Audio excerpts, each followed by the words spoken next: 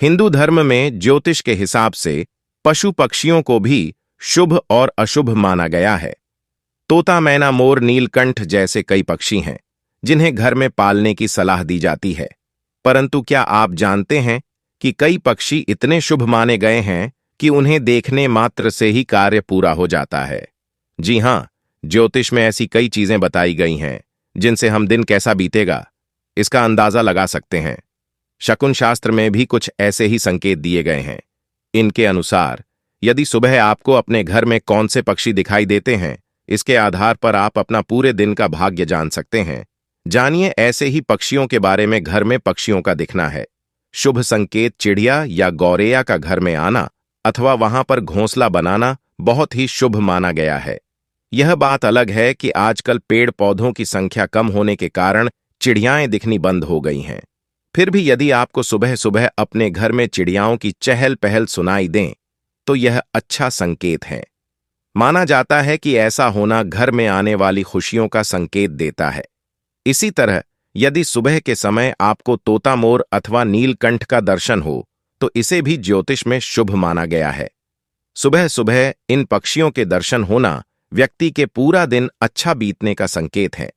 इसलिए जब भी आपको कोई बड़ा काम करना हो तो उसकी शुरुआत उसी दिन करें। सुबह के समय मुर्गे की बांग सुनाई देने को भी शुभ माना गया है।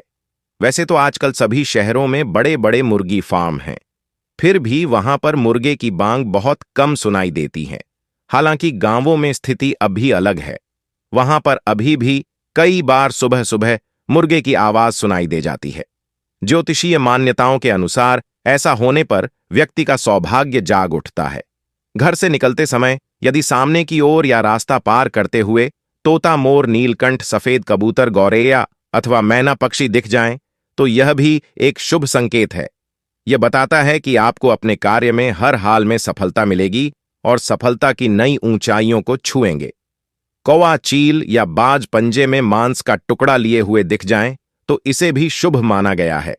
शकुन शास्त्र के अनुसार यदि आप किसी खास काम से जा रहे हैं और रास्ते में ये पक्षी मांस का टुकड़ा ले जाते हुए दिखे तो आपको 100% सफलता मिलेगी। यही नहीं, यदि वो मांस का टुकड़ा आपके आगे गिरा दें तो इसका अर्थ है कि आपको अपनी उम्मीद से बहुत ज्यादा कामयाबी मिलेगी।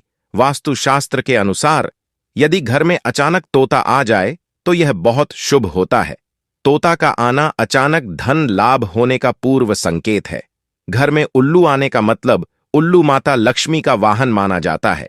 यदि घर में उल्लू आ जाए या घर के आसपास भी उल्लू नजर आ जाए तो यह आप पर मां लक्ष्मी की कृपा होने का साफ संकेत है। उल्लू का दिखना अपार धन, सुख, समृद्धि दिलाता है। चिद्दिया का घोंसला बनाने का मतलब वास्तुशास्त्र के अनुसार घर में चिद्दिया का घोंसला बनाना बहुत शुभ होता है। यह घर में सुख, सौभाग्य और समृद्धि लाती घर में चिद्दिया का घोंसला बनाना संकेत है कि आपके घर में जल्द ही खुशियां आने वाली हैं। हिंदू धर्म में पूजा पाठ या कोई मांगलिक कार्य हो, कलाई पर मौली या कलावा बांधा जाता है। रक्षा सूत्र या मौली बांधना वैदिक परंपरा का हिस्सा है। यज्ञ के दौरान इसे बांधे जाने की परंपरा तो पहले से ही चली आ रही है। कलावा को संकल्प सूत्र के साथ ही रक्षा सूत्र के रूप में बांधे जाने की वजह पौराणिक ग्रंथों में उल्लेखित है।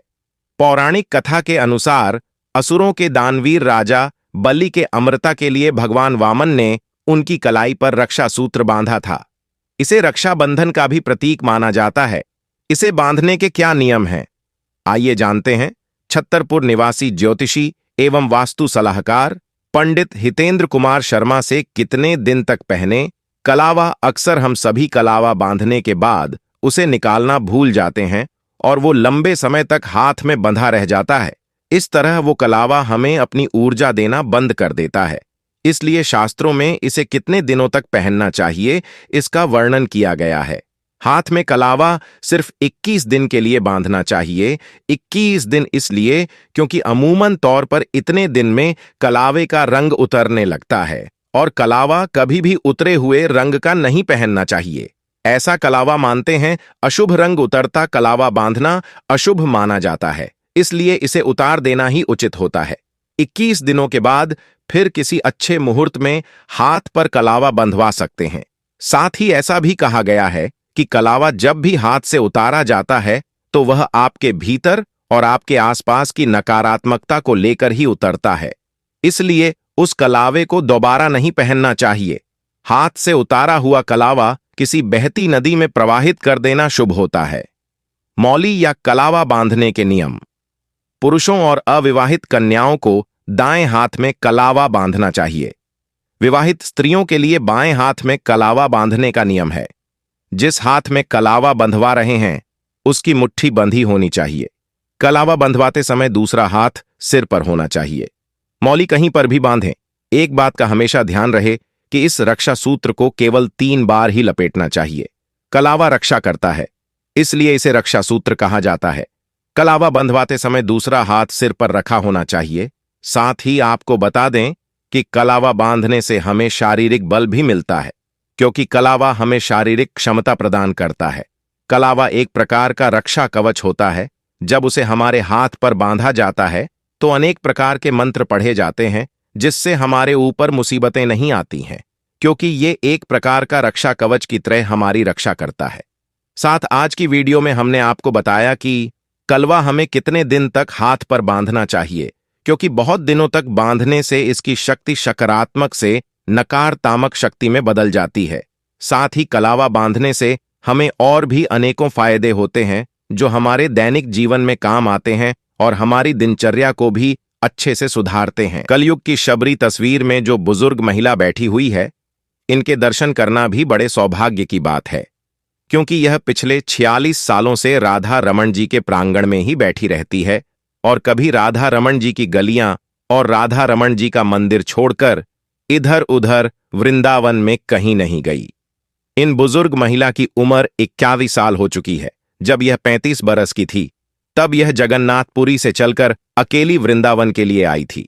वृंदावन पहुंचकर इन्होंने किसी ब्रजवासी से वृंदावन का रास्ता पूछा। उस ब्रजवासी ने इनको राधा रमन जी का मंदिर दिखा दिया। आज से 46 साल पहले। कल्पना कीजिए वृंदावन कैसा होगा। यह अकेली जवान औरत सब कुछ छोड़कर केवल भगवान के भरोसे वृंदावन आ गई और किसी ब्रजवासी ने जब इनको राधा रमन जी का मंदिर दिखाकर यह कह दिया यही वृंदावन है, तब से लेकर आज तक इनको 46 बरस हो गए। ये राधा रमन जी का मंदिर छोड़कर कहीं नहीं गई। ये मंदिर के प्रांगण में बैठकर 46 साल से भजन गाती है, मंगला आरती के दर्शन करती हैं, कभी कभी गोपी गीत गाती हैं। जब इनको कोई भक्त यह कहता है माता जी वृंदावन घूम आओ, तो ये कहती है मैं कैसे जाऊं।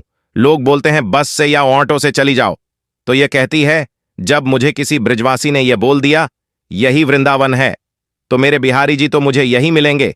मेरे लिए तो सारा वृंदावन इसी राधा रमण मंदिर में ही है। देखिए प्रेम और समर्पण की कैसी पराकाष्ठा है। आज के दौर में संत हो या आम जन, सब धन दौलत रिश्ते नातों के पीछे भाग रहे हैं, तो आज भी संसार में ऐसे दुर्लभ भक्त हैं जो केवल और केवल भगवान के पीछे भागते हैं। यह देखने में बहुत निर्धन दिखते हैं, परंतु इनका परम धन इनके भगवान राधा रमन जी है। हम संसार के लोग थोड़ी सी भक्ति करते हैं और अपने आप को भक्त समझ बैठते हैं, और थोड़ी सी भी परेशानी आई नहीं कि भगवान को कोसने लगते हैं या उस भगवान को छोड़कर किसी अन्य देवी देवता की पूजा करने लग जाते हैं। हमारे अंदर समर्पण तो है ही नहीं। आज संसार के अधिकतर लोग अपनी परेशानियों से परेशान होकर कभी एक बाबा से दूसरे बाबा पर, दूसरे बाबा से तीसरे बाबा पर भाग रहे हैं, और तो और हमारा ना अपने गुरु पर विश्वास है, न किसी एक देवता को अपना इष्ट मानते हैं। अधिकतर लोग भगवान को अगर प्यार भी करते हैं तो किसी न किसी भौतिक जरूरत के लिए करते हैं। परंतु इन दुर्लभ संत योगिनी को देखिए जो सब कुछ याग कर केवल कभी एक बाबा से दूसरे बाबा पर, दूसरे बाबा से तीसरे बाबा पर भाग रहे हैं, और तो और हमारा ना